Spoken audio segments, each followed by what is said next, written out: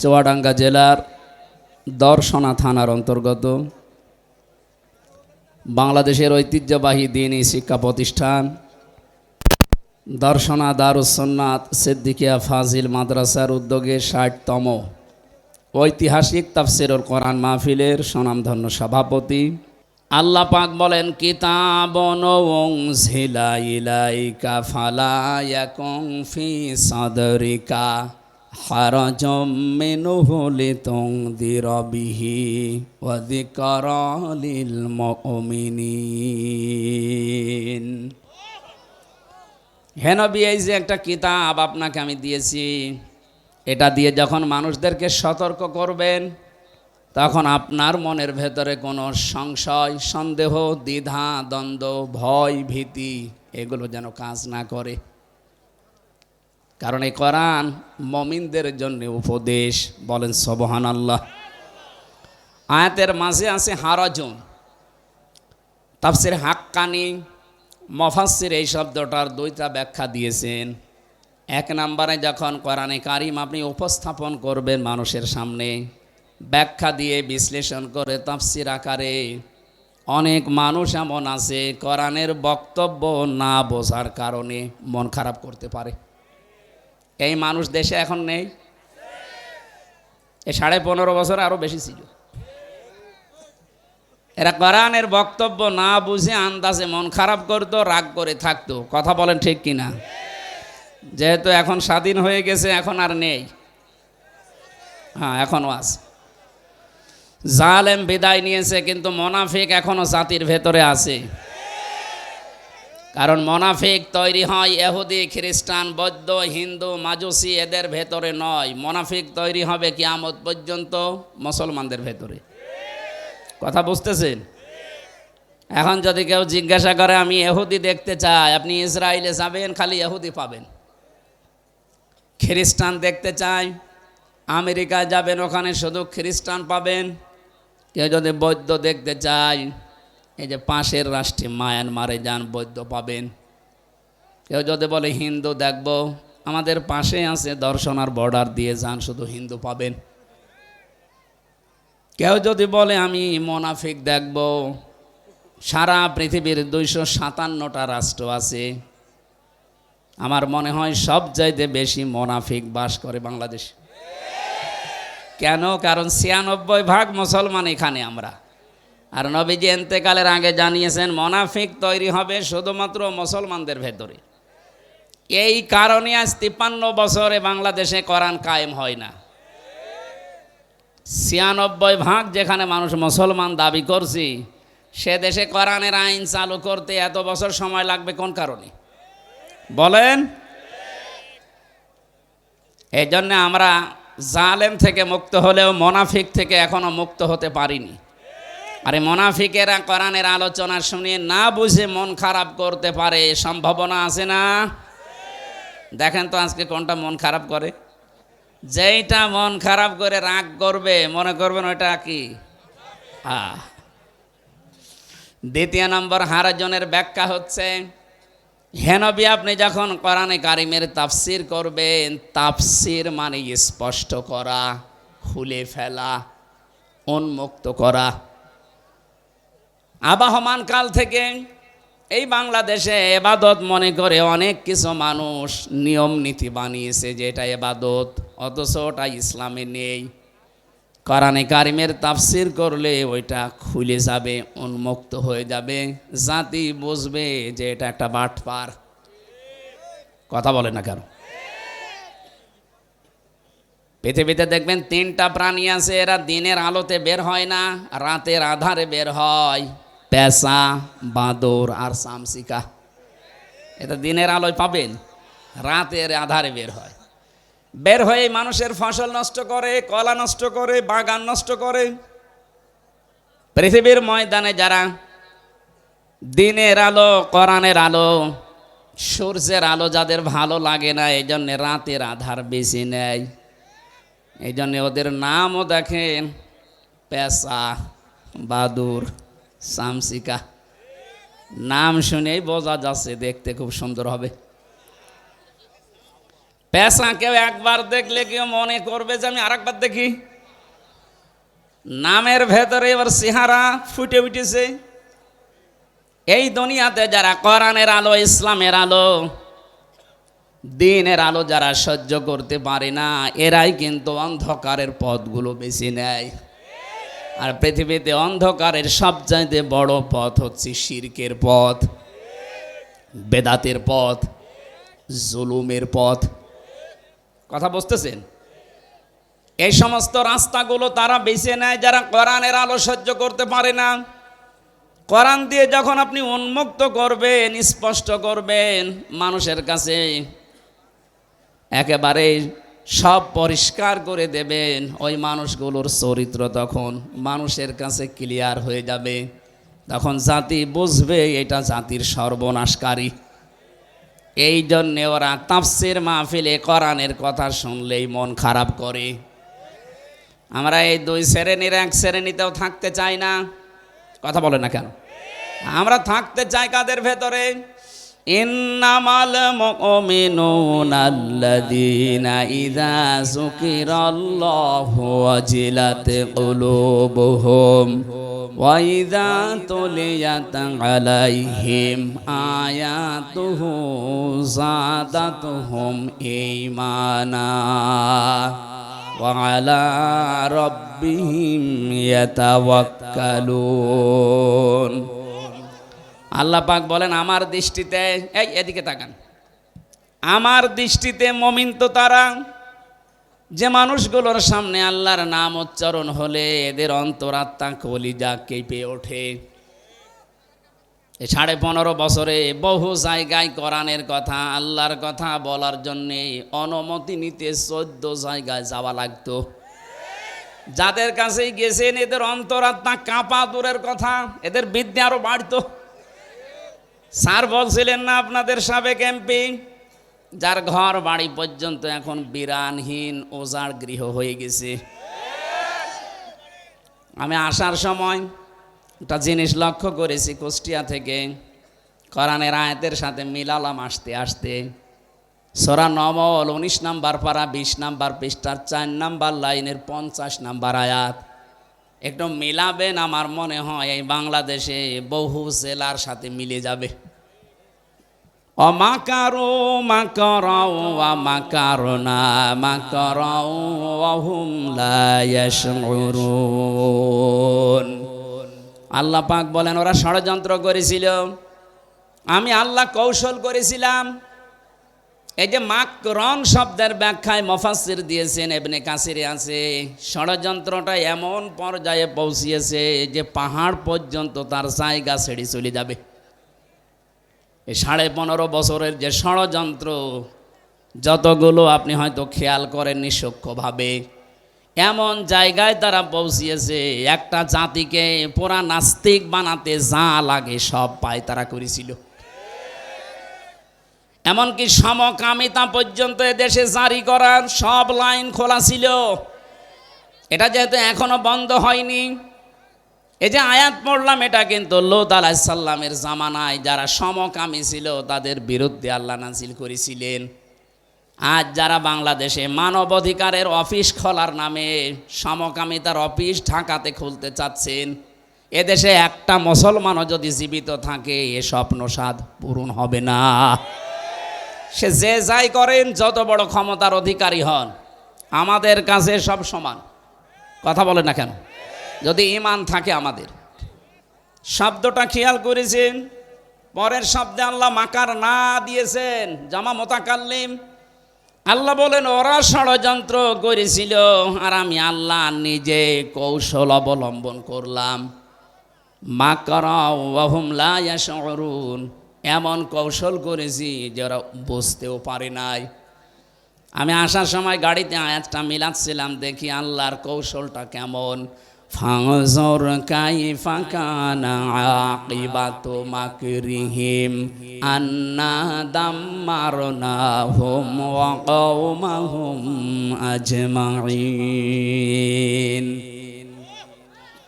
আল্লাহ পাক বলেন নবী আপনি একটু নজর করে দেখেন, ফানজুর কাইফা কানা আকিবাতু মাকরিহিম, যারা ষড়যন্ত্র করেছিল এই দেশে ইসলামের বিরুদ্ধে, মানবতার বিরুদ্ধে, হাজার হাজার বছর আগে লূত নবীর জামানায় ওই অবিশ্বাসীরা মানবতাকে পুরা উল্টিয়ে ফেলেছিল। আল্লাহ যে সিস্টেম দিয়েছিলেন নারী আর পুরুষের, অথচ পুরা উল্টিয়ে ওরা সমকামিতায় লিপ্ত হয়েছিল। এদের এই ষড়যন্ত্রের কি জবাব আমি দিয়েছি, এর পরিণাম আপনি একটু দেখেন। আন্না, অবশ্যই আমি আল্লাহ নিজে, দাম্মার না হোম, আমি নিজে তাদেরকে ধ্বংস করে দিয়েছি। আকাউমাহুম আজমাইন, এবং তাদের পুরা জাতিকে আমি আল্লাহ নিজে প্রতিশোধ নিয়েছি। প্রতিশোধের ধরনের পরের আয়াতে আল্লাহ একটু দিয়েছেন। আমি যতগুলো তাফসির মিলিয়েছি, প্রত্যেকটা মুফাসসির আয়াতের তাফসির করতে গিয়ে সবাই এক কথা লিখেছেন, ফাতিলকা বুয়ুতুহুম খাফিয়াতাম বিমা যালামু। আল্লাহ পাক বলেন, এই সেই ঘর, এদিকে তাকান। আল্লাহ যেন তার এই আঙ্গুল দিয়ে দেখাচ্ছেন, এই জন্য ফা দিয়েছেন। ফার গ্রামার অনুযায়ী 13টা অর্থে ব্যবহার হয়। তিলকার আগে ফা দিয়ে আল্লাহ বোঝাচ্ছেন, আমার কুদরতি আঙ্গুল দিয়ে আমি দেখালাম। ফাতিলকা বুয়ুতুহুম, বাইতুন না দিয়ে বুয়ুত বহু বচন দিয়েছেন, হোম দিয়েছেন জমির বহু বচন। আল্লাহ পাক বলেন, এই সেই ঘর। আপনি একটু তাকান এই ঘরের দিকে। খাফিয়াতান, জনশূন্য করে দিয়েছি, উজাড় গৃহ বানিয়ে দিয়েছি। বিমা যালামু, তাদের এই জুলুম করার কারণে এই ঘরের ভেতরে বসে এরা জুলুম করতো, এই জন্যে ঘরের দিকে তাকান। আমি কুষ্টিয়ায় আসার সময় দেখেছি হানিফ সাহেবের বাড়ি আল্লাহ যা করেছে, সারা দেশের অবস্থা একই। আপনি একটু গভীরভাবে চিন্তা করে মিলাবেন, এই আয়াতটা একেবারে খাপের খাপ মিলে যাচ্ছে। শুধু হানিফ সাহেবের বাড়ি না, আপনাদের টগর মিয়া, এই কথা বলছেন এখানে। আপনি একটু যান, এই যে 2-3 বাড়ি তো পরে ইট খুলে নিয়ে চলে গেছে মানুষ। আল্লাহ খাফিয়াতান শব্দটা দিয়েছেন, মনে হচ্ছে দেশ দেখে দেখে দিল। আল্লাহ বলেন, তাকান এই সেই ঘরের দিকে, যে ঘরের ভেতরে এরা জুলুমের দুর্বিসন্ধি করত, সলা পরামর্শ করত। কাকে সকালবেলা নিয়ে এসে এই টর্চার ছেলে নির্যাতন করা হবে, এই ঘরের ভেতরে তারা পায়তারা করত। এই ঘরের ভেতরে জুলুমের যত কিছু এরা সরঞ্জামাদি এক জায়গায় করে রেখেছিল। আজ বাংলাদেশে বহু ঘরের ভেতরে জুলুম করার জন্য যে জিনিসপত্র লাগে সব পাওয়া যাচ্ছে। এই জন্য জুলুমের সাথে যারা জড়িত এরা আল্লাহর মামলার আসামি। কথা বলছেন? জুলুমের সাথে যারা জড়িত এরা মামলার আসামি কার? হামজা যদি মামলা নাও দেয়, আল্লাহ নিজে মামলা দেবে। এটা আমি বানালাম। সূরা শুরা 42 নম্বর আয়াতের প্রথম অংশে আছে, ইন্নামাস সাবিলু আলাল্লাযীনা ইয়াযলিমুনান নাস। অবশ্যই আমি আল্লাহ নিজে মামলা দায়ের করব তাদের বিরুদ্ধে। এখানে ইয়াজলিমুন আল মুসলিমুনা নেই। ইয়াজলিমুনা মোজারে, বর্তমান, ভবিষ্যৎ, প্রেজেন্ট, ফিউচার। নাস না দিয়ে আল্লাহ মুসলিমুনা না দিয়ে নাস দিয়েছেন কেন? পৃথিবীর যে কোনো ধর্মের অনুসারী হতে পারে, কিন্তু সে মানুষ। কথা বলে না কেন? মানুষ হয়ে যারা মানুষের ওপরে জুলুম করছে, করবে, এ মানুষগুলো আমির হামজার টার্গেট না, এরা আল্লাহর টার্গেট। আল্লাহ জানে খাফিয়াতান বিমা যালামু দিয়েছেন। তাদের ঘর বাড়ি পর্যন্ত সেখানে জুলুম করা হয়েছিল, এমন অবস্থা বানিয়েছি আজকেও সেখানে বাস করে না। আমার মনে হয় অনেক বাড়িয়ে বাংলাদেশে এখন জাতীয় টয়লেট হয়ে গেছে। গত পরশুদিন দেখলাম পেপারে, ঢাকার ওই বাড়িতে সেখানে এক নজর দেখার সঙ্গে সঙ্গে অনেকে আবেগ নিয়ে চুমা দিত। কি আপনি দেখেন, এর আগে কত মানুষ সেখানে এক নজর দেখতে পারলে চুমা দিত, অথচ এখানে এখন দেখলাম এই 2 দিন আগের পেপারে অনেকে দলবদ্ধ হয়েছে, প্রসাব করছে। 3 মাসের ব্যবধানে যদি এই অবস্থা আল্লাহ করে দিতে পারে, কিছুদিন যেতে দেন, ওইটা আন্তর্জাতিক টয়লেট হয়ে যাবে। কেন হবে টয়লেট? আমি হজ করেছিলাম 16 সালে। তাওয়াফ করার পরে আমি ঘুরছিলাম ওপর দিয়ে, হঠাৎ দেখি আমার পেটে ব্যথা, খুব যন্ত্রণা। এক পুলিশকে ডাক দিয়ে বললাম, হে ভাই, আমার পেটে তো ব্যথা করছে। এতক্ষণ তো আমি ভালোই ছিলাম। পুলিশ আমারে বলছে, ইয়া হাজিউল হজ্জা তাই না বিলাদুকা। ও হাজি, দেশ কোথায়? যে তুমি বাংলাদেশ থেকে এসেছি। আমারে বলছে, আপনি জানেন না এটা কোন জায়গা? না তো, এটা আবু জাহেলের বাড়ি। আপনি এখনো পায়খানা না করে দাঁড়িয়ে আছেন, তাড়াতাড়ি করেন। এটা কোরআন শরীফ আমার সামনে, সত্যি কথা বলছি। পায়খানা করে দেখি আমার পেটের ব্যথা যন্ত্রণা ভালো হয়ে গেছে। আল্লাহ মনে হচ্ছে আমারে জানাতে চেয়েছে, হামজা, এত টাকা খরচ করে 6000 কিলোমিটার পাড়ি দিয়ে আসলে, আরে শয়তানের বাড়ি পায়খানা না করে চলে যাবা, তাড়াতাড়ি করো। আমার তো এখান থেকে মনে হচ্ছে আর কিছুদিনের ভেতরে যতগুলো জায়গা বাংলাদেশে জুলুমের আঁকড়া ছিল, ওই জায়গাগুলো জাতীয় টয়লেট আল্লাহ বানিয়ে দেবে। এদেশের যাদের পেটে ব্যথা হবে, বাকিটা বললাম না, কথা বলেন। 3-4 জন দেখলাম একসাথে টয়লেট করছে, পেপারে তো হেডলাইনে দিয়েছে ছবি সহ। 3-4 জন মিলে যদি একসাথে যায়, আর কিছুদিন যেতে দেন, একটাও থাকবে না। বাংলাদেশে যতগুলো জায়গায় জুলুম হয়েছে, ওই জায়গাটাকে আল্লাহ অভিশপ্ত বানিয়ে দিয়েছে। কারণ এই মানুষগুলো আল্লাহর মামলার আসামি। মামলার বাদী যত বড় হয়, কেস তত কঠিন হয়। আমার মামলার বাদী যদি সলিমদ্দি কলিমদ্দি হতো, 3 দিনও আমার জেলে থাকা লাগতো না। অথচ 3টা বছর আমার জীবন থেকে নষ্ট হয়ে গেছে। 30 বারের উপরে মামলা উঠেছে, জামিন হয়নি। মামলার বাদী সলিমদ্দি না, সরাসরি যিনি পালিয়েছে উনি। ওরা 2 বোন তো পালিয়ে বেঁচেছে। আমরা আহ্বান জানাবো, এ দেশ থেকে যারা বাইরের দেশে যায় তাদেরকে আমরা রেমিটান্স যোদ্ধা বলি। কথা বলেন না কেন? আপনারা নিজেরাই যখন বলতেন আমাদের স্বামী স্ত্রীর সম্পর্ক, সুতরাং আমরা স্ত্রী হিসাবে আপনাকে মেনে নিয়েছি। স্বামীর বাড়িতে আছেন, আর একজন তার দোলা ভাইয়ের বাড়িতে আছে। 2 বোন মেলে অন্তত 3 মাসে 1 লাখ টাকা করে দিলেও 3 লাখ টাকা হয়। এত বড় বিশাল ঋণের বোঝা দিয়ে গেলেন আমাদের মাথার উপরে, আর 3 লাখ টাকা আজ পর্যন্ত 3 মাসে দিতে পারলেন না। তো কিসের বিদেশে আছেন আপনারা? আমরা চাই আপনারা রেমিটেন্স পাঠান, অন্তত কিছু না হোক স্বামীর পকেট মারা টাকা তো দেওয়া যায়। 3 মাস বসে আছেন, পকেট মারা যাচ্ছে না। হাজি সাহেব বলে হয়তো মারছে না।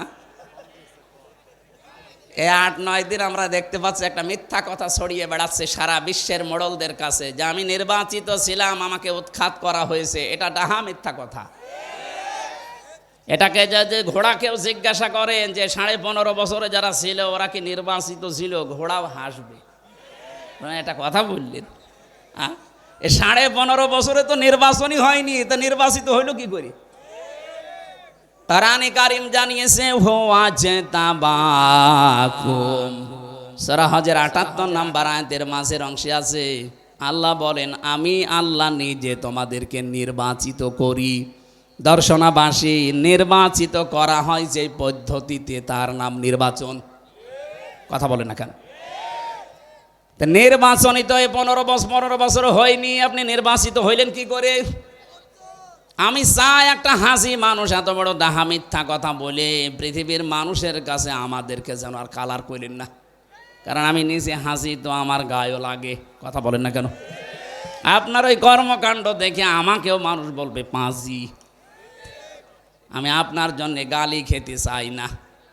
অন্তত যাই বলেছেন থামেন। আপনার এই আজে বাজে মিথ্যা কথার কারণে আজ হাজারো মানুষ মিথ্যা আশ্বাস পেয়ে এ দেশের ভেতরে মাঝে মাঝে বিশৃঙ্খলা করতেছে।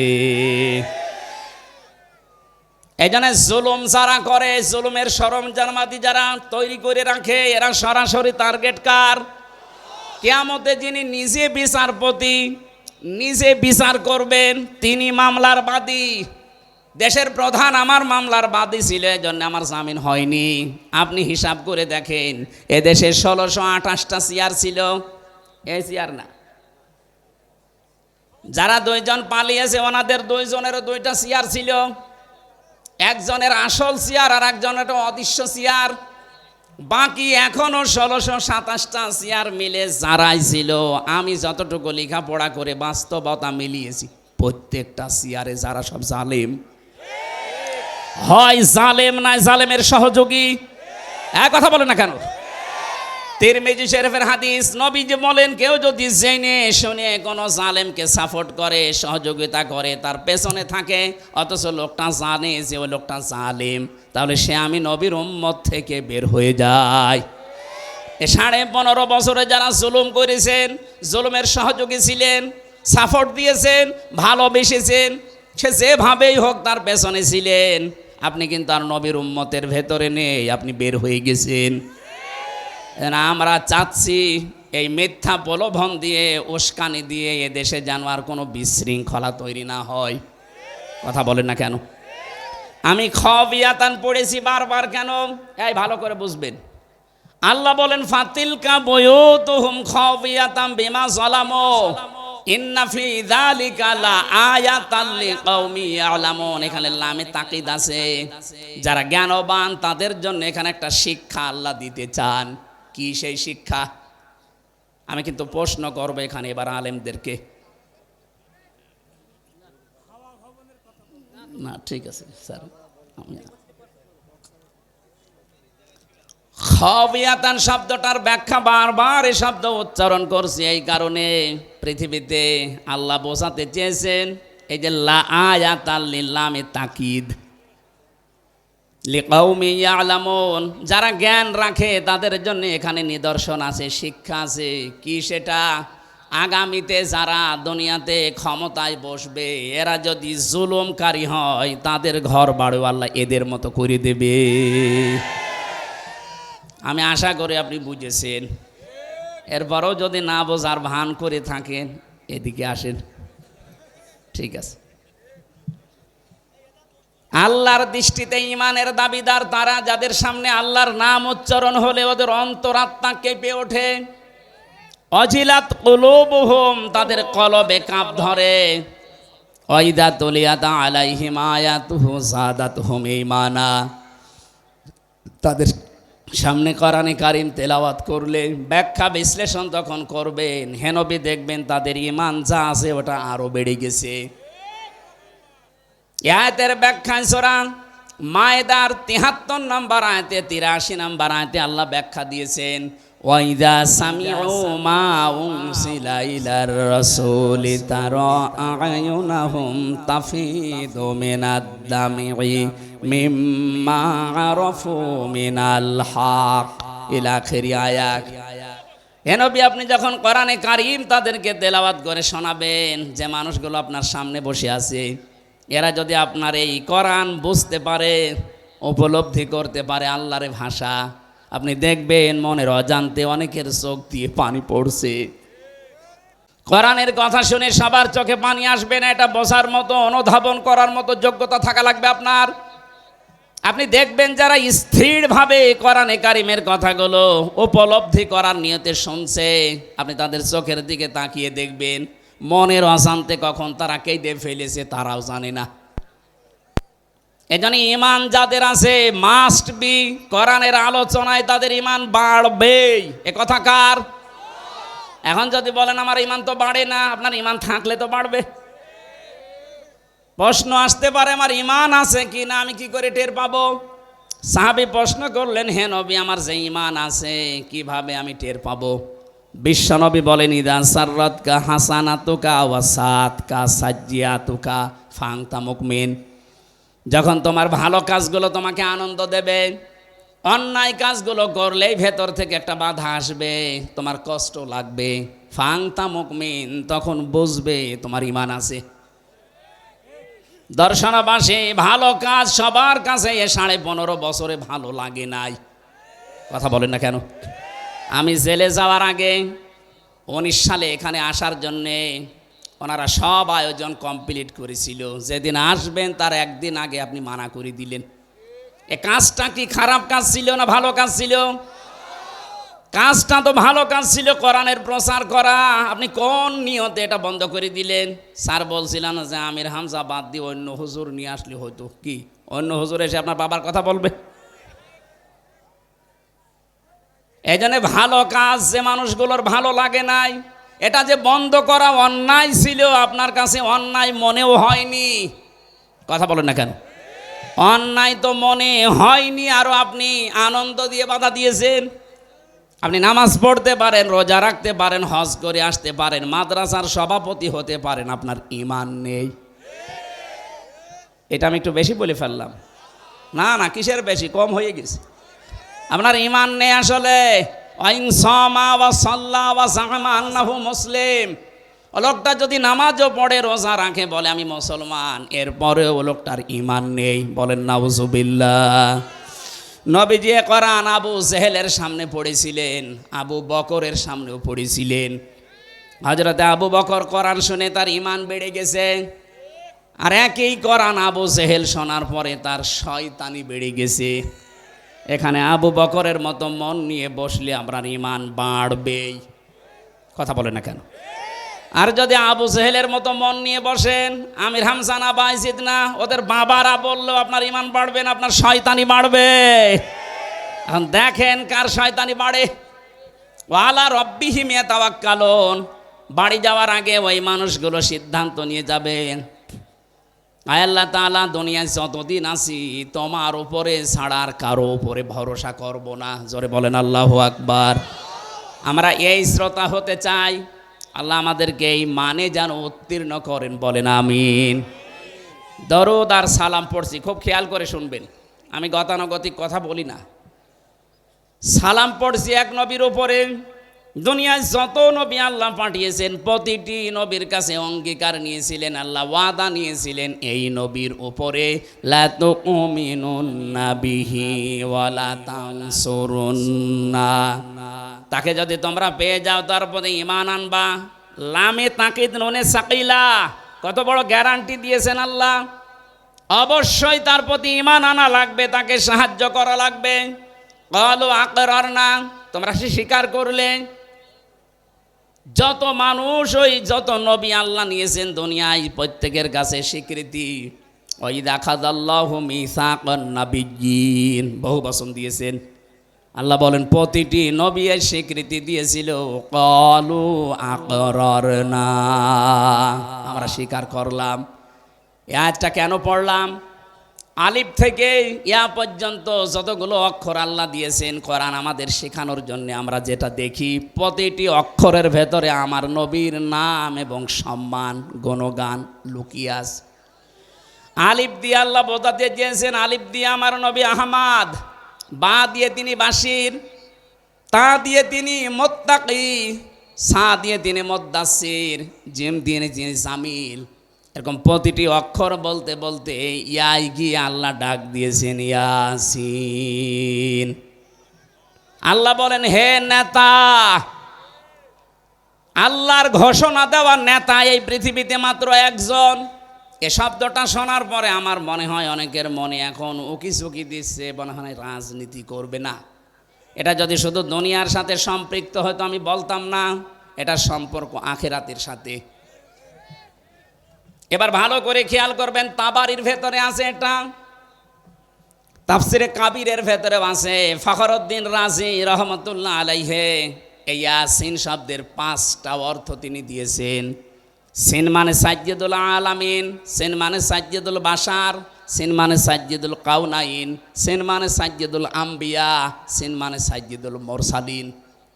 এক একটা শব্দের ভেতরে তাফসিরে কাবিরে লক্ষ লক্ষ কথা মুফাসসির লিখেছেন। এই 5টা শব্দের অর্থও যদি করা হয় 5 ঘন্টা লাগবে। এই জন্য আমি সামারাইজ করে বলছি, আল্লাহর ঘোষণা দেওয়া নেতা দুনিয়ায় কয়জন? আরো জোরে বলেন। বারবার নেতা শব্দটা উচ্চারণ করছি কেন?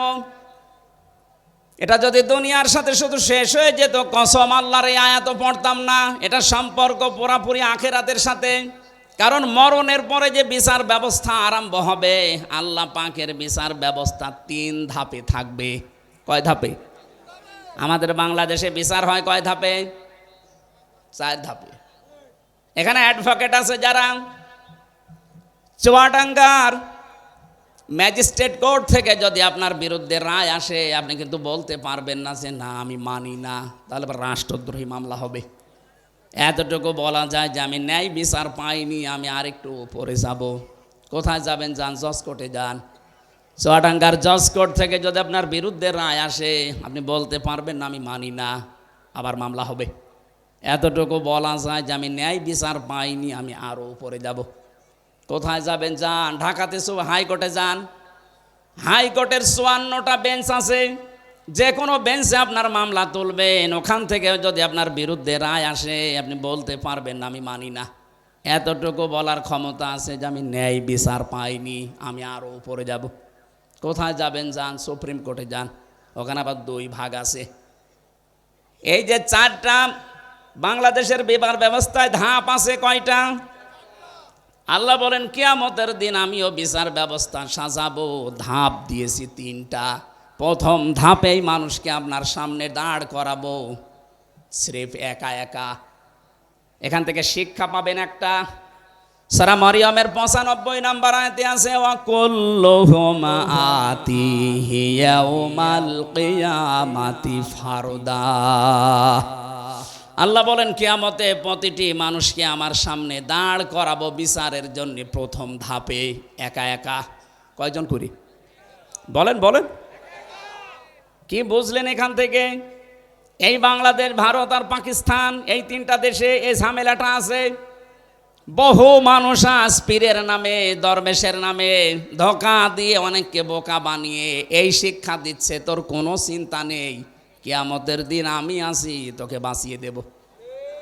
এমনকি অনেকে এই বিশ্বাস নিয়ে কথা বলেও ফেলে, কিয়ামতে আমার দাদা যান, আমার বাবা যান, লক্ষ লক্ষ মুরিদ নিয়ে হাজির হবে। এটা দেখা মিথ্যা কথা, কোরআনের আয়াতের সাথে মেলে না। কোথায় পেয়েছেন এ ভণ্ডামি? কিয়ামতে আল্লাহ আপনাকে ডাকবে বিচারের জন্য, কয়জন করে? আলেম কত বসে আছে দেখেন তো। ওয়া কুল্লুহুম আতিহি ইয়াউমাল কিয়ামাতি ফারদা, একা একা ডাকবে। এটা শুনেই শেষ করে দিয়েছেন না, এখান থেকে শিক্ষা নেওয়া দরকার। কিয়ামতের কঠিন ময়দানে আল্লাহ কিন্তু আপনাকে একা ডাকবেন। এবার আপনি ভাবেন তো, আপনার এই 50 বছর, আমার যখন 33 বছর, যাদের 50, 60, 70 বছর, আপনি একটু পেছনের দিকে তাকিয়ে বলেন, এখনই যদি আপনি পটল তোলেন, চোখ বন্ধ হয়ে যায়, এই 70 বছর আল্লাহর সামনে দাঁড়িয়ে জবাব দেওয়ার মতো কায়দা আছে? এই জন্যই তো তাফসীর মাহফিলে আসা লাগে। খলিফাতুল মুসলিমিন হযরত ওমর রাদিয়াল্লাহু তাআলা আনহুর জীবনী পড়েছি, তিনি এই বিষয়টা নিয়ে এত সতর্ক থাকতেন, জবাব দেওয়া কিয়ামতে। কারণ একা একা ওঠা লাগবে, স্রেফ একা একা। সূরা ইনশিকাকের একটা আয়াতের তাফসিরে পড়তে গিয়ে বেশি, আল্লাহ যদি কাউকে মাফ করার ইচ্ছে করে, কিয়ামতে কোটি কোটি মানুষ থেকে আল্লাহ তাকে আস্তে করে আলাদা করে নেবে, কুদরতের চাদর দিয়ে ঢেকে ফেলবে, সামনে দাঁড়িয়ে জিজ্ঞাসা করবে, হামজা এই কাজগুলো করেছিলি? জবাব যখন দিতে থাকবে, হ্যাঁ আমি করে ফেলেছি, আমার ভুল হয়ে গেছে, আল্লাহ তুমি আমারে মাফ করে দাও, চোখের পানি, অনুশোচনা, অনুতপ্ত এগুলো দেখে আল্লাহ বলবেন, যা গোপনেই তোরে মাফ করে দিলাম। অন্তত এটা যদি হয় আপনার জীবনে, আপনি পার পেয়ে যাবেন। আর যদি আল্লাহ হিসাবের জন্য দাঁড় করিয়ে বলে, বল এটা কেন করলি, নবীজি বলেন আমি পর্যন্ত উপায় নেই আল্লাহর বিচার থেকে রক্ষা পাওয়ার। হযরত ওমর সন্তানটাকে ভর্তি করে দিলেন এরকম মাদ্রাসায়, মক্তবে।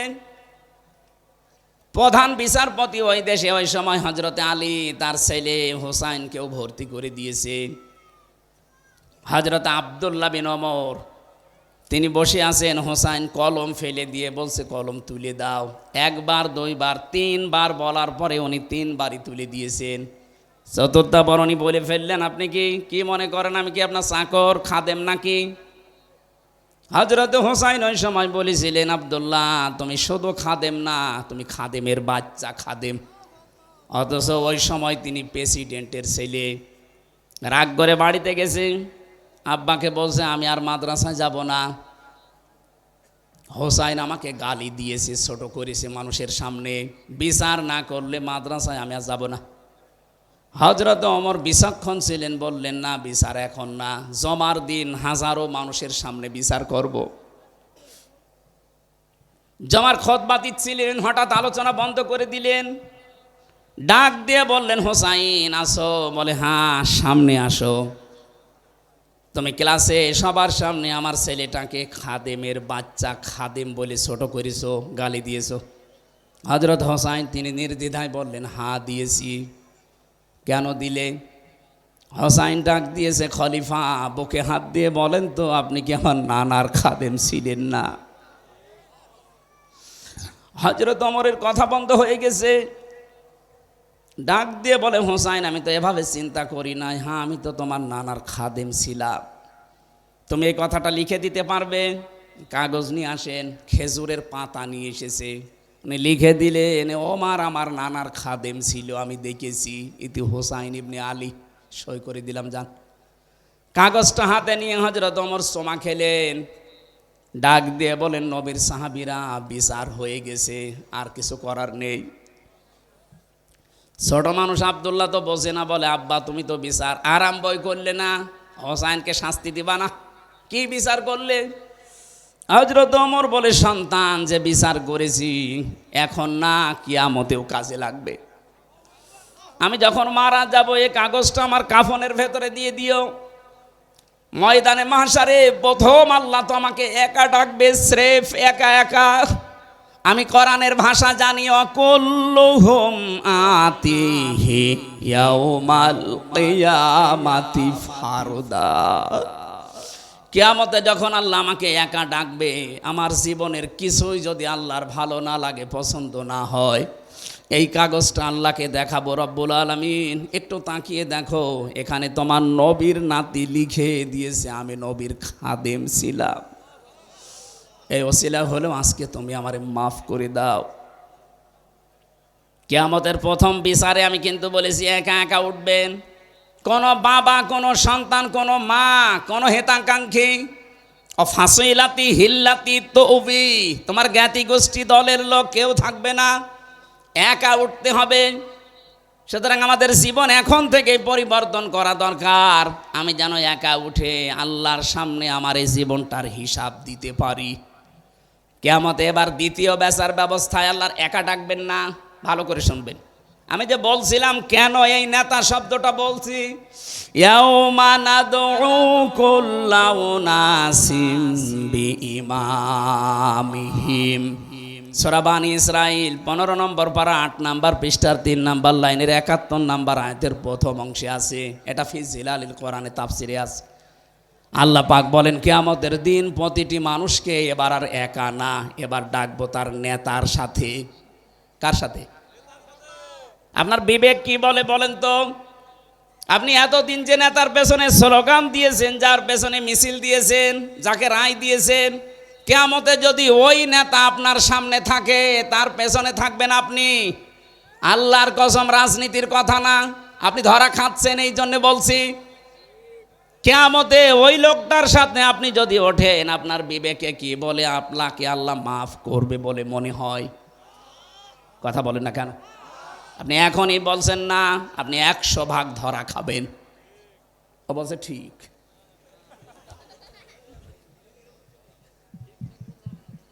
কথা বোঝার পরে বলেন তো, এই যে অবস্থায় আমরা আছি, বারবার আমি নেতা শব্দ নিয়ে এসেছি এই কারণে, কোরআনে কারিম জানিয়েছে 124 নম্বর আয়াত, এটা সূরা বাকারার 1 নম্বর পারা 18 নম্বর পৃষ্ঠার 5 নম্বর লাইনে আছে, ওয়াইযিবতালা ইব্রাহিমা রাব্বুহু বিকালিমাতিন ফাতাম্মাহুন্না ক্বালা ইন্নী জাইলুকা লিন্নাসি ইমামা।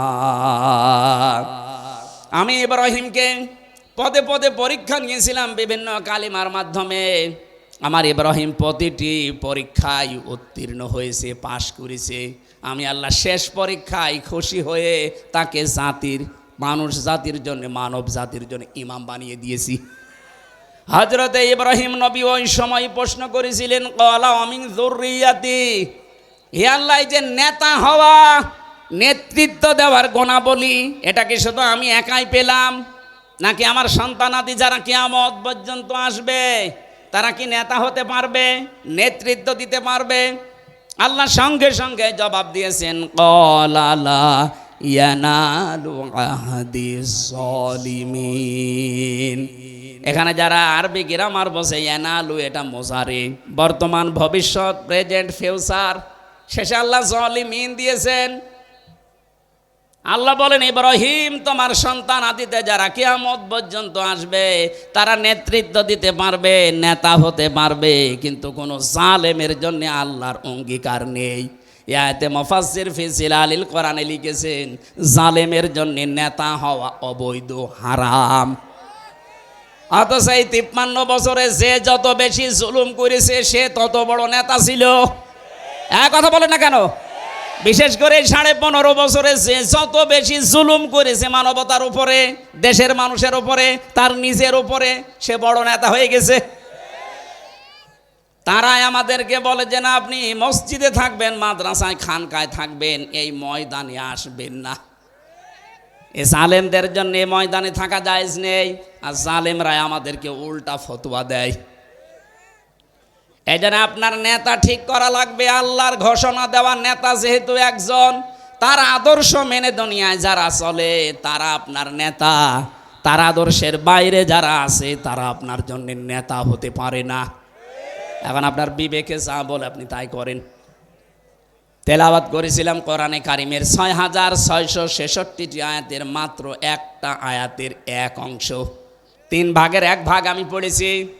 আমার যতটুকু এই আয়াতের ওপরে স্টাডি করা আছে, লেখাপড়া করা আছে, আমার তো মনে হচ্ছে আয়াতে যত কথা দিয়েছেন দুনিয়া আখেরাত সব আল্লাহ এর ভেতরে দিয়ে দিয়েছেন। জবান খুলে কোরআনের আয়াত তাফসীর আকারে কথা বলার জন্য, শোনার জন্য পড়েন, আউযু বিল্লাহি মিনাশ শাইতানির রাজিম, বিসমিল্লাহির রহমানির রহিম, ইয়া আইয়ুহাল্লাযীনা আমানু দুখুলু ফিস-সিলমি কাফা। আল্লাহ পাক বলেন, ওহে যারা ঈমানের দাবিদার, তোমরা প্রবেশ করো পরিপূর্ণভাবে ইসলামে। কোথায় আল্লাহ প্রবেশ করতে বললেন? আরো জোরে বলেন। এখানে শব্দের আগে, সিনের আগে উপরে যদি কেউ সিনে জবর দিয়ে পড়ে তাহলে হয় সালমন। সালমন শব্দের শাব্দিক অর্থ শান্তি। যদি আপনি সিন দিয়ে পড়েন তাহলে বাংলা অর্থ আসবে, ইমানদারেরা তোমরা শান্তির ভেতরে প্রবেশ করো। সিনের নিচে জের দিয়ে পড়লে বাংলা অর্থ দাঁড়াবে সিলমন। সিলমন মানে ইসলাম। সিলমন মানে কি? তোমরা প্রবেশ করো ইসলামে। কেউ যদি আল্লাহকে প্রশ্ন করে, আল্লাহ আমি ইসলামে প্রবেশ করেছি, আল্লাহ বলেন না, 5টা বিষয় তোমার প্র্যাকটিক্যাল লাইফে দেখানো লাগবে। যদি 5টা বিষয় দেখাতে পারো যে হ্যাঁ, তাহলে তোমার ইসলামে পরিপূর্ণ প্রবেশ করা হয়েছে। এবার দর্শনাবাসী আমি সহ যারা এসেছি, এই একটু খেয়াল করবেন, এই 5টা বিষয় যদি আপনার জীবনে জন্ম থেকে শুরু করে মৃত্যু পর্যন্ত থাকে তাহলে বুঝবেন আপনি ইসলামে পরিপূর্ণ প্রবেশ করেছেন। আর যদি 4টা থাকে, 1টা না থাকে, আপনি আংশিক প্রবেশ করেছেন, এখনো পরিপূর্ণ হয়নি। আল্লাহ কি ইসলামে প্রবেশ করতে বললেন পুরাপুরি না আংশিক? কেউ যদি পুরাপুরি প্রবেশ করতে চায় তার প্রথম আলামত পাবেন এইটা, সে আনুগত্য করবে, আত্মসমর্পণ করবে। তাহলে প্রথম আলামতটা আমাদের ভেতরে আছে কিনা দেখি তো। আমাদের যিনি জাতির পিতা, যার নাম বললাম, তিনিও আনুগত্য করেছিলেন, আত্মসমর্পণ করেছিলেন। সূরা বাকারার 131 নম্বর আয়াতে আল্লাহ এই দলিল দিয়েছেন, ইদ ক্বালা লাহু রাব্বুহু আসলিম ক্বালা আসলামতু লিরাব্বিল আলামিন।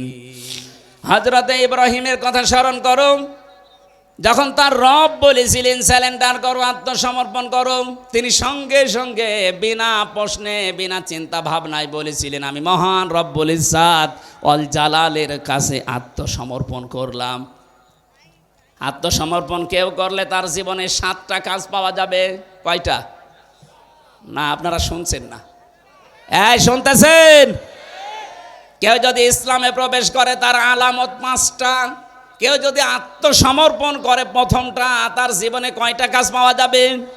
7টা। বলেন বলেন। 1 নম্বরে আমাদের জাতির পিতা তিনি দেখাচ্ছেন, এর পরের আয়াতে আছে, ওয়াসাা বিহা ইব্রাহিম বানিহি ওয়া ইয়াকুব। স্মরণ করো ওই সময়ের কথা যখন তোমাদের জাতির পিতা হযরত ইব্রাহিম তার সন্তান, তার যারা সন্তান ছিল তাদেরকে তিনি ওসিয়ত করেছিলেন, উপদেশ দিয়েছিলেন। এমনকি ইয়াকুব নবীও কি দিয়েছিলেন? ইয়া বুনাইয়া ইন্নাল্লাহা আস্তাফা লাকুমুদ্দিন ফালা তামুতুন্না ইল্লা ওয়া আনতুম মুসলিমুন।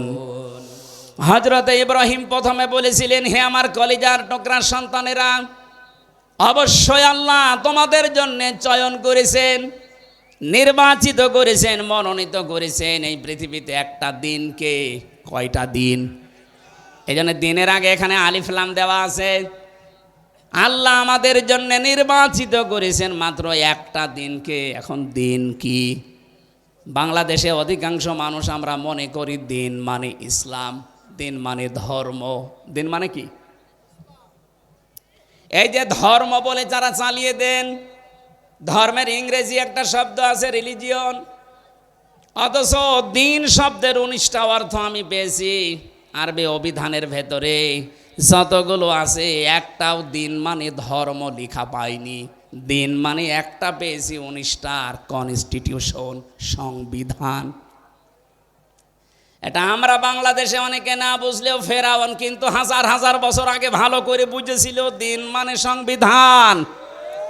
হযরতে মুসা আলাইহিস সালামকেও হত্যা করার জন্য জাতির লোকের কাছে বলেছে, ওয়াকালা ফিরআউনু দারুনি আকতুল মুসা ওয়ালিয়াদউ রাব্বা ইন্নাহুম ইয়াজহারু ইলা ইন্নী আখাফু আইয়ুবাদদিলা দীনাকুম ইলা আখিরি আয়াত।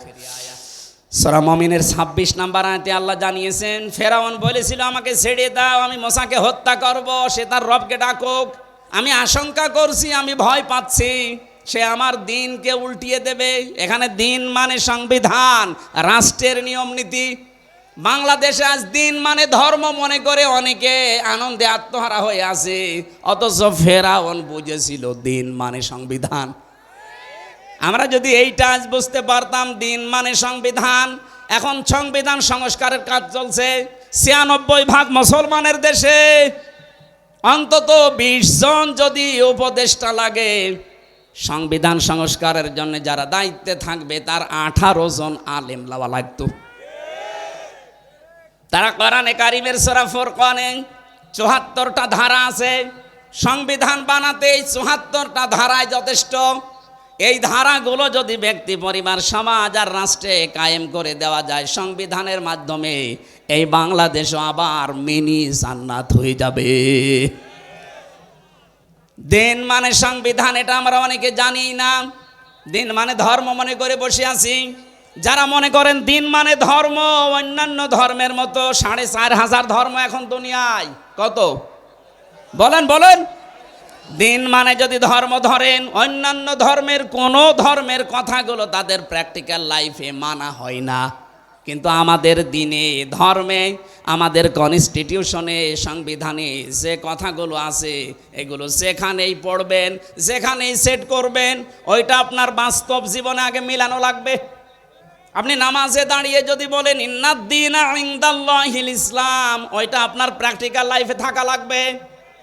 যারা বলে আমাদের আল্লাহর নিকটে একমাত্র জীবন ব্যবস্থা ইসলাম, তারা ইসলামের বাইরে বিয়ে শাদিও করতে পারবে না। কথা বলে না কেন? এই যে বিয়ে শাদিতে যারা আজ অলিমা বাদ দিয়ে আর যারা বরযাত্রী খাওয়ার নিয়ম নীতি বানিয়েছেন, এটা ইসলাম না ইসলামের বাইরে? বলেন বলেন। অমাইয়াবতাগি গয়রাল ইসলামি দীনাং ফালা ইউকবালা মিন। এই পৃথিবীতে ইসলামের নিয়ম নীতি বাদ দিয়ে অন্য কোন নিয়ম দিয়ে কেউ যদি আমি আল্লাহকে রাজি করতে চাই, ফালাই ইউকবালা মিন, ওর জীবনের কোনো ইবাদত বন্দিগি কবুল হচ্ছে না, হবে না। বলেন নাউজুবিল্লাহ। এই জীবনের ভেতরে বিয়ে শাদী আছে না নেই? আরো জোরে বলেন তো, আছে না নেই? বিয়েতে আজ যারা ওলিমার সিস্টেম বাদ দিয়ে বরযাত্রী আরম্ভ করেছি আমরা, আমাদের বিয়ে কি ইসলামের ভেতরে না বাইরে? আজকে থেকে এই নিয়ম পাল্টাতে হবে। বিয়ে শাদী যদি করতে চাই, ছেলের বাড়িতে অনুষ্ঠান হবে, মেয়ের বাড়িতে না। আমি জানি আপনি মানবেন না, আমি বারবার বলছি, কারণ আমার 3টা মেয়ে, ছেলে নেই। দাদা আমারে বাঁচা লাগবে না। আমি যা করেছিলাম, আমার শ্বশুর তো পেছনে আছি, যা করেছি ওটা বাদ, আমি যেন ধরা না খাই। আমাদের এই সিস্টেম ইসলামের ভেতরে নিয়ে আসা লাগবে। বিয়ে থেকে শুরু করে একেবারে আন্তর্জাতিক জীবন পর্যন্ত ইসলামের বাইরে যেটা, ওটা আমরা মানি না। কথা বলেন ঠিক কি না? এটা যদি শুধু বিয়ে শাদী হয়, এর বাইরে আর কিছু ইসলামে নেই। বলেন। এই যে অর্থনীতি আজ ধ্বংস হয়ে গেছে, এস আলম গ্রুপ ইসলামী ব্যাংক থেকে ৭৫,০০০ কোটি টাকা আত্মসাৎ করেছে। আমাদের যদি ইসলামী অর্থনীতি দিন মনে হয়, এটা জীবন ব্যবস্থার ভেতরে মনে হয়, আজকে থেকে সুদ ভিত্তিক অর্থনীতি যত ব্যাংকিং ব্যবস্থা আছে সব ছেড়ে দেওয়া দরকার। সে সোনালী হোক, রূপালী হোক, চৈতালি হোক, যাই হোক, ইমানের দাবি পূরণের জন্য ইসলামী ব্যাংকে কারবার করেন। প্রশ্ন আসতে পারে, এটা কি সুদমুক্ত? যতদিন জাকাত ভিত্তিক অর্থনীতি রাষ্ট্রীয়ভাবে কায়েম না হবে, ততদিন পর্যন্ত এ দেশে ফেরেশতাও যদি ব্যাংক খোলে, সেও সুদ খাবে। তারপর ওরা চেষ্টা চালিয়ে যাচ্ছে, ওদের যে ইসলামের যে অর্থনীতির নিয়ম নীতিগুলো আছে, বায়ে সালাম, বায়ে মোয়াজ্জাল, বায়ে ইস্তেসনা, মশারাকা, মদারাবা, মোরাবাহা, এটা আবার প্রকার ভাগ করা আছে। আপনি ইসলামী অর্থনীতিটা পড়ে ওদের সাথে মিলাবেন, মিলবে। হ্যাঁ, কিছু আন্তর্জাতিক এবং জাতীয় নিয়ম নীতি আছে, ওগুলো মানা লাগবে। এটা পূরণ করতে হলে রাষ্ট্রীয়ভাবে জাকাত লাগবে। জাকাত যতদিন না কায়েম হয়, ততদিন আপনি ইসলামী ব্যাংকে কারবার করেন, গোনা হলে ওদের হবে। এবার প্রশ্ন আসতে পারে, কেন? এইদিকে তাকান। বিশ্বনবী নিজে 13 বছর মক্কায় নির্যাতিত, অত্যাচারিত, জুলুমের শিকার হয়েছেন না হননি? আরো জোরে বলেন। বাকি 10 বছর মদিনায় তিনি প্রেসিডেন্ট ছিলেন, শোনেননি এটা? এই যে 13 বছর উনি কি নামাজ পড়েননি? কথা বলেন। মক্কায় যতদিনে 13 বছর নামাজ পড়লেন, মক্কায় নামাজ পড়াকালীন কাবা শরীফের দিকে নামাজ পড়েছিলেন। ওখানে 360টা মূর্তি ছিল। মূর্তি সামনে নিয়ে নামাজ হয়? বলেন। তাহলে নবীজির 13 বছরের নামাজ হয়নি? আপনি নিজেই তো ধরা খেয়ে যাচ্ছেন। প্রথমে বললেন না, হয় না, এখন আবার বলছেন হয়। এখানে জবাব লুকিয়ে আছে।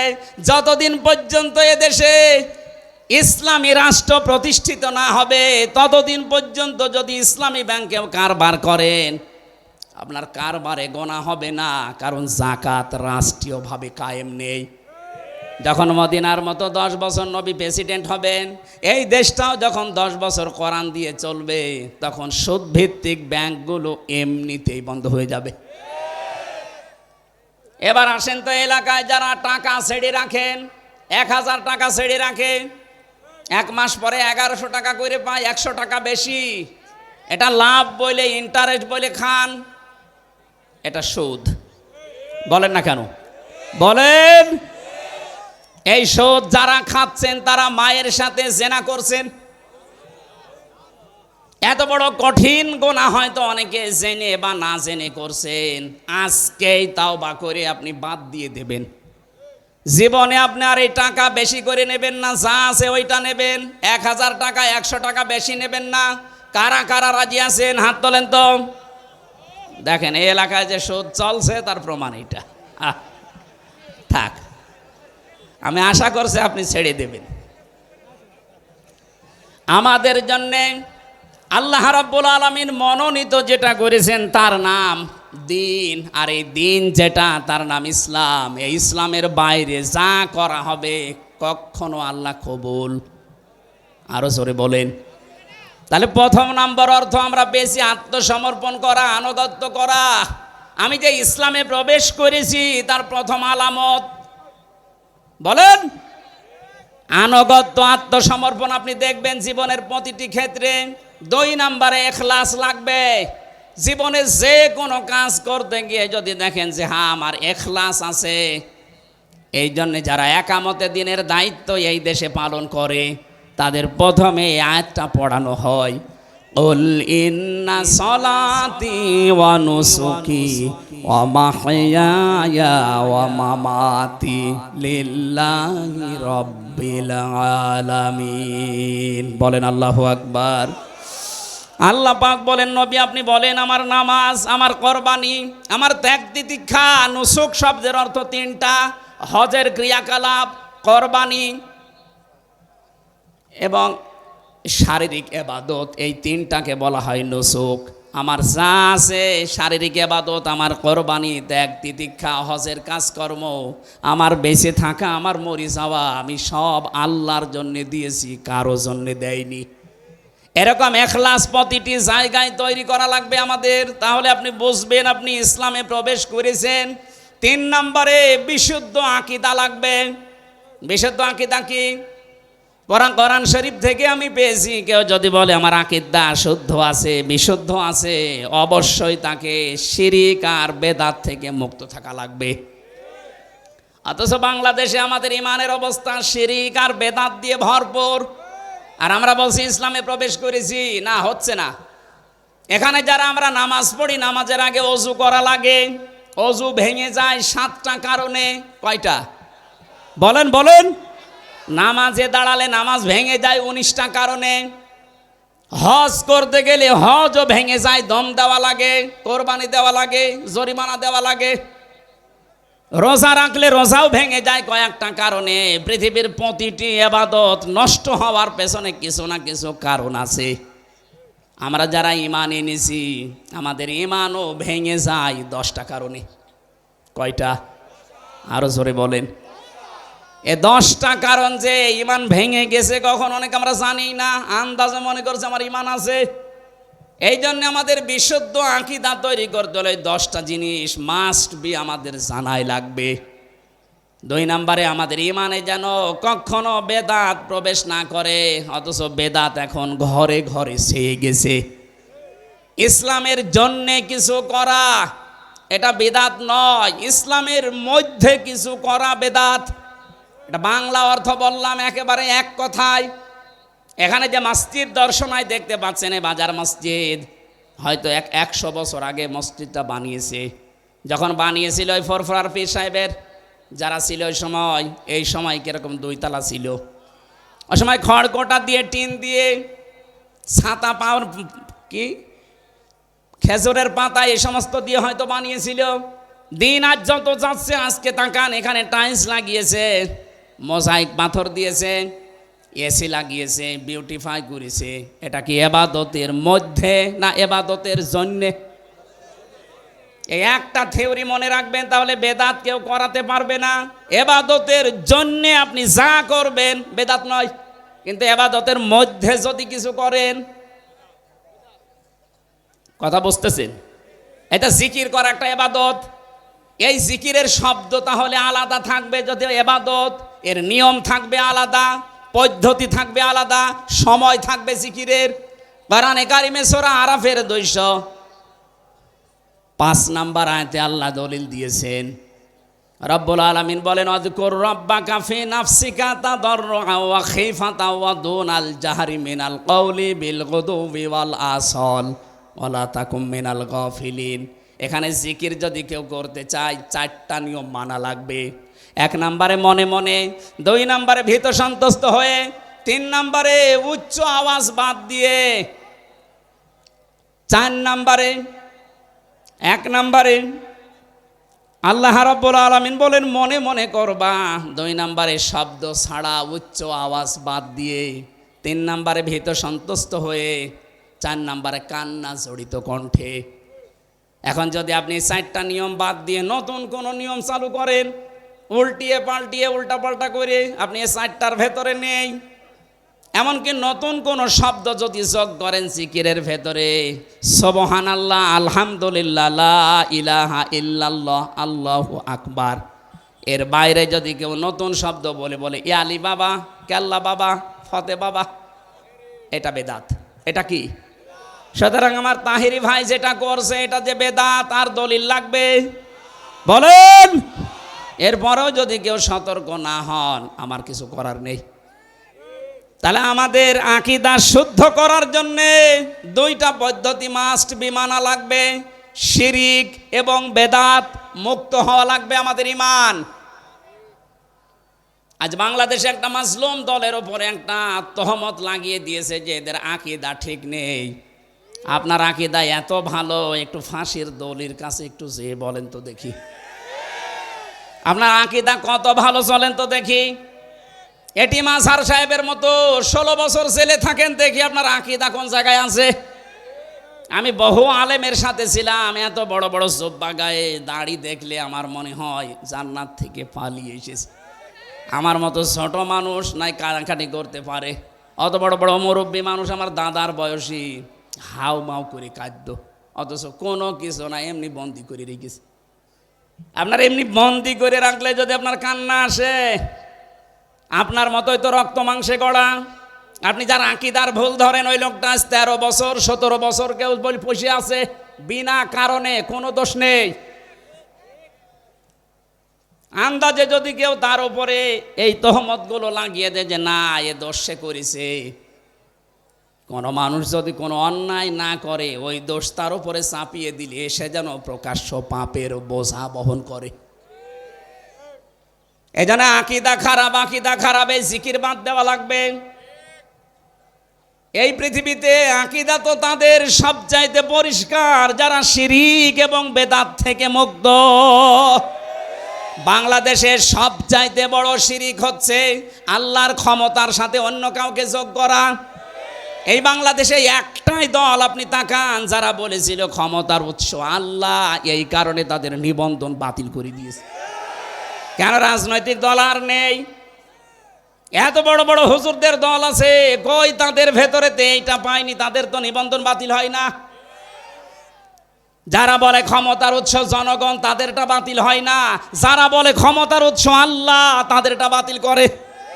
আপনি আকীদা কোন জায়গা থেকে নিবেন? আকীদা আপনাকে আবার পড়ানো লাগবে। যে মানুষগুলো আল্লাহর অস্তিত্বে হাত দিয়েছিল, যে ক্ষমতার উৎস আল্লাহ, এ কথা বলার কারণে যাদের নিবন্ধন বাতিল হয়ে গিয়েছিল, মাত্র 5 দিনের ব্যবধানে আল্লাহ তাদেরকে বাতিল করে দিয়েছে।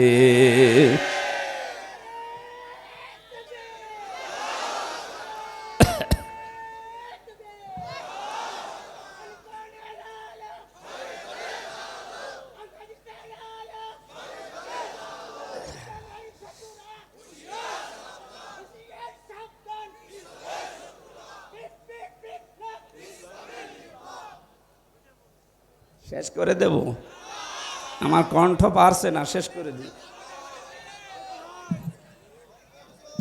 4 নাম্বারটা পেয়েছি আমি। কেউ যদি মনে করে আমি ইসলামে পরিপূর্ণ প্রবেশ করেছি, তাহলে তার চরিত্র হবে উত্তম চরিত্র। এই 53 বছরে প্রমাণ হয়ে গেছে বাংলাদেশে সবচাইতে চরিত্রের মানদণ্ডে উত্তীর্ণ যারা একামতে দিনের দায়িত্ব পালন করে। এদের ভেতরে দুর্নীতি নেই, এদের ভেতরে জেনাখার নেই। এই কথা বলেন না কেন? এমনকি বিড়ি খোরও পাবেন না। এর চাইতে আবার কি প্রমাণ লাগবে আপনার? এ বাংলাদেশে 2024 সালের 5 আগস্টের আগ পর্যন্ত একটা জরিপ পেয়েছিলাম, 100 জনের 15 জন মানুষ চাইতো যে ইসলাম এদেশে কায়েম হোক, আর ওইগুলোর চরিত্রই সর্বোত্তম। তারা পরীক্ষায় উত্তীর্ণ হয়ে গেছে, তাদের ম্যাশিংয়ের ভেতরে দেওয়া লাগে। 6 মাস একাধারে এমনভাবে ধাঁচে ধাঁচে তাদেরকে গড়ে তোলা হয়, এ মানুষগুলো একেবারে সর্বোচ্চ চূড়ায় পৌঁছিয়ে যায়। চরিত্র কাকে বলে, কত প্রকার, কি কি মাওলানা নিজামী দেখিয়েছে। অনবীক্ষণ যন্ত্র নিয়ে 1 টাকা পর্যন্ত পাওয়া যায়নি। আমি গত পরশুদিনও ছিলাম নিজাম সাহেবের বাড়িতে। একটা মন্ত্রী, তার বাড়ি এখনো টিনের, আর একটা মেম্বারের বাড়ি 8 তলা পাওয়া গেছে এই পাবনাতেই। একটা মেম্বার আর কোথায় একটা মন্ত্রী, মানে উত্তম চরিত্র খুঁজে পান না অনেকে। মনে করে বিশাল জব্বা হামসার মতো গায়ে দিয়ে, পাগড়ি একটা মাথায় দিয়ে, হাতে তসবি নিয়ে শুধু আল্লাহ আল্লাহ করে, কোনো খেয়াল নেই, এইটা মনে হয় উত্তম চরিত্রের। অথচ এরকম বহু মানুষ আছে যাদের চরিত্র শয়তানের চাইতেও খারাপ। আমি আবার একটা গোপন কথা বলছি, নাকি রাগ করবেন? চরিত্র যদি আমি সহ যারা এসেছি, সে যে বয়সের লোক হোক, যদি সংশোধন করতে চান, পবিত্র করে রাখতে চান, 2টা ঔষধ মানা লাগবে। সূরা নূর 18 নম্বর পারা 12 নম্বর পৃষ্ঠা 7 নম্বর লাইনের 30 নম্বর আয়াতে আল্লাহ বলেন, কুল্লিল মুমিনিনা ইয়াগুদ্দু মিন আবসারিহিম ওয়া ইয়াহফাযু ফুরুজাহুম যালিকা আযকা লাহুম ইন্নাল্লাহা খাবীরুম বিমা ইয়াসনাউন। হে নবী, আপনি মুমিন পুরুষদেরকে বলেন তারা যেন তাদের চক্ষুকে নিম্নগামী করে, 2 নম্বরে তাদের লজ্জা স্থান হেফাজত করে।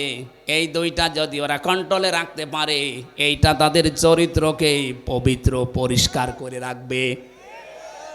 দর্শনাবাসী, আপনাদের এখানে বহুদিন ছিলাম, এই জন্য আপনাদেরকে খুব ভালোবাসি বেশি।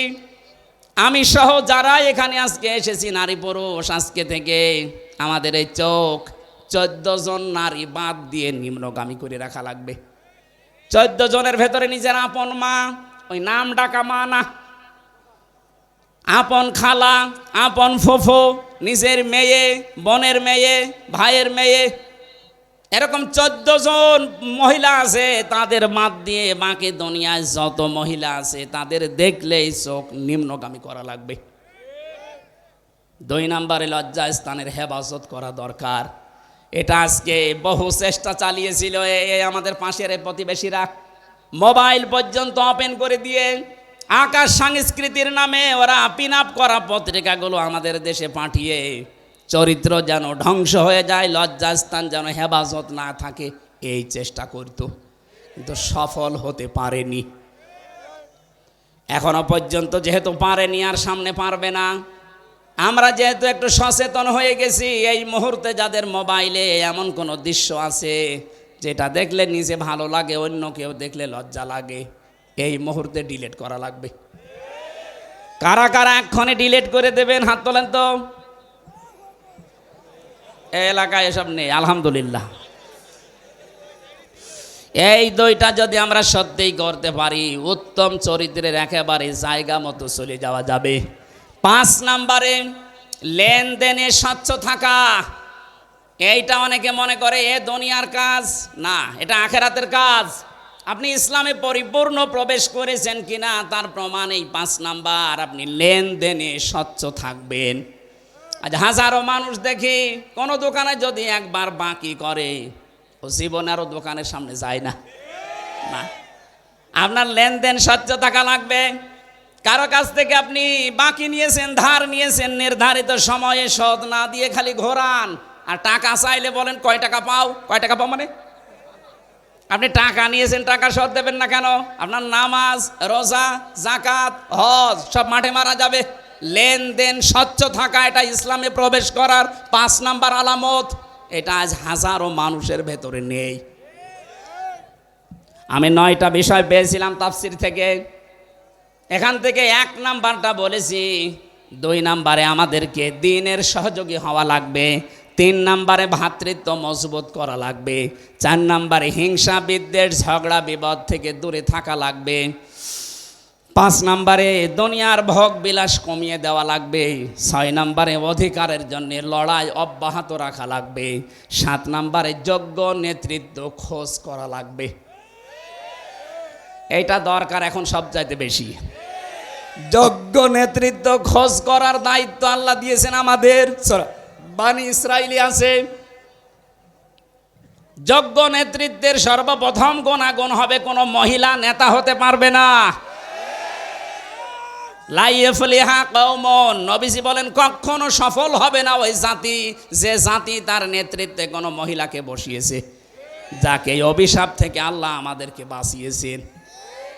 এখন যেন আর কেউ ঘুরিয়ে না আসে। 8 নম্বরে পেয়েছি শোরা ব্যবস্থা চালু করা লাগবে, পরামর্শের ভিত্তিতে কাজ করা। 9 নম্বরে শত্রুকে শত্রু মনে করা লাগবে।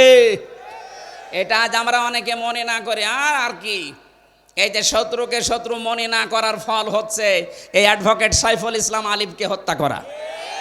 আমরা যদি শত্রুকে শত্রু মনে করতে পারতাম, একটা মুসলমানকে এভাবে দিনে দুপুরে জবাই করার ক্ষমতা ওদের হতো না। আমি নিচে নামলাম না, কারণ আন্তর্জাতিক বিষয় এটা। আমরা এই 9টা বিষয়ের প্রথমটা বলেছি যে ইসলামে প্রবেশ করো। ইসলামে প্রবেশ করার আলামত 5টা। আল্লাহ আমাদেরকে এই 5টা বিষয় দুনিয়া থেকে মিটিয়ে আল্লাহকে দেখানোর তৌফিক দিন, আমিন। মা বোন যারা এসেছেন, তিরমিজি শরীফের হাদিস আপনার জন্য, ইদা নাজারা ইলাইহা সাররাতুহু, স্বামী যখন আপনার দিকে তাকাবে স্বামীকে আনন্দ দেবেন। ওয়াইদা গাবা আনহা হাফিজাতুহু, যখন স্বামী বাইরে যাবে আপনি হেফাজতে থাকবেন ইজ্জত আবরু সম্ভ্রম নিয়ে। অতঈনু আলা দীনি যাওজাতিহা, যখন আপনার স্বামী বাইরে দিনের কাজ করবে, মানবতার কাজ করবে, তাকে উৎসাহ দেবেন, সাহায্য করবেন। স্বামী যেটা আদেশ করে যদি বৈধ হয় মেনে নেবেন। আল্লাহ আমাদেরকে এই 4টা কাজ মেয়েদের করার তৌফিক দিন, আমিন। বারাকাল্লাহু লানা ওয়া লাকুম ফিল কোরআনিল আযীম, আল্লাহুম্মা আমিন। এই মোনাজাতটা করে যান। লা ইলাহা ইল্লা আনতা সুবহানাকা ইন্নী কুনতু মিনাজ জালিমিন। রব্বুল আলামিন, গভীর রজনী পর্যন্ত কোরআনে কারিমের কথাগুলো আমরা শুনছিলাম। যতটুকুই শুনেছি আমাদের প্র্যাকটিক্যাল লাইফে আমল করার তৌফিক দাও। যাদের কাছ থেকে সেই আলিফ বা থেকে শুরু করে কোরআনে কারিম পড়া শিখেছি, বোঝা শিখেছি, সেই মানুষগুলো আমার মাথার তাজ, আমার পেছনের সামনে ডানে বসে আছে। বিশেষ করে আজকের মাহফিলের সভাপতি আমার উস্তাজ, এ মাদ্রাসার সম্মানিত অধ্যক্ষ মাওলানা শফিউদ্দিন মোল্লা, আমার পেছনে মাওলানা হাবিবুর রহমান, আমার শ্রদ্ধাভাজন মাথার তাজ বসে আছে, মাওলানা সুলতান আহমেদ সহ যত আলেম এখানে এসেছে, আল্লাহ আমার এই উস্তাদদেরকে তুমি আলেম হিসাবে মঞ্জুর করে নাও। এ মাহফিলের আয়োজন করতে গিয়ে তোমার যে বান্দারা শ্রম দিয়েছে, যারা কষ্ট স্বীকার করেছে, যে যেইভাবে কষ্ট করেছে তোমার রহমত তাদের দিকে ওইভাবে এগিয়ে দাও। দিনের সহযোগী হওয়ার জন্যে তুমি আহ্বান জানিয়েছো আমাদেরকে। এই মাদ্রাসা যারা প্রতিষ্ঠা করেছে, এখানে দিন শিক্ষা হচ্ছে, দিন প্রচার হচ্ছে। আমরা যে যাই করি না কেন তোমার নবীর এই ঘরের সহযোগী হওয়ার তৌফিক আমাদেরকে দান করো আল্লাহ রাব্বুল আলামিন। মাহফিলের প্রধান অতিথি তাকে মঞ্জুর করো। সম্মানিতা মা বোন যারা এসেছে এদেরকে খাদিজার মতো, আয়েশার মতো বানিয়ে দাও।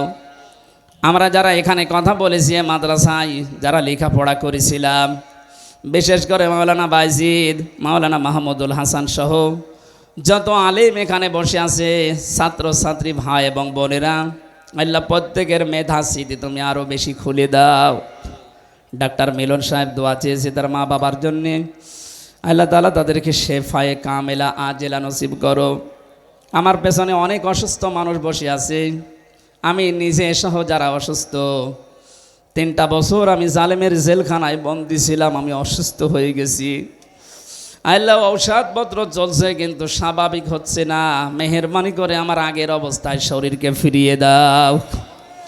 এই দর্শনা থানার মাটির নিচে যত মানুষ ঘুমিয়ে আছে এদেরকে তুমি কবুল করো, মাফ করে দাও। জীবনের ভালো কাজগুলো মঞ্জুর করো, অন্যায় যেগুলো করেছে আল্লাহ মাফ করে দাও। কবরগুলো তুমি জান্নাতুল ফেরদাউস বানিয়ে দাও। এই দর্শনা মাদ্রাসাকে কেন্দ্র করে, এই মসজিদকে কেন্দ্র করে যে বাজার এখানে গড়ে উঠেছে আবাহমান কাল থেকে, আল্লাহ যারা ব্যবসা বাণিজ্য করে এদের হালাল রুজিতে বরকত দিয়ে দাও। আসমান জমিনের বালা মুসিবত থেকে এই ব্যবসায়ীদেরকে বাঁচাও। রব্বুল আলামিন আমাদের মনের ভেতরে যা আর যে কামনা বাসনা আছে আমাদের জায়েজ আশাগুলো পূর্ণ করে দাও। বিশেষ করে এই মাদ্রাসায় যারা শিক্ষক শিক্ষিকা আছে আল্লাহ আমার এই মাথার তাজগুলোকে তুমি হায়াতে তাজ্জেবা সিহাতে কল্লিয়া নসিব করো।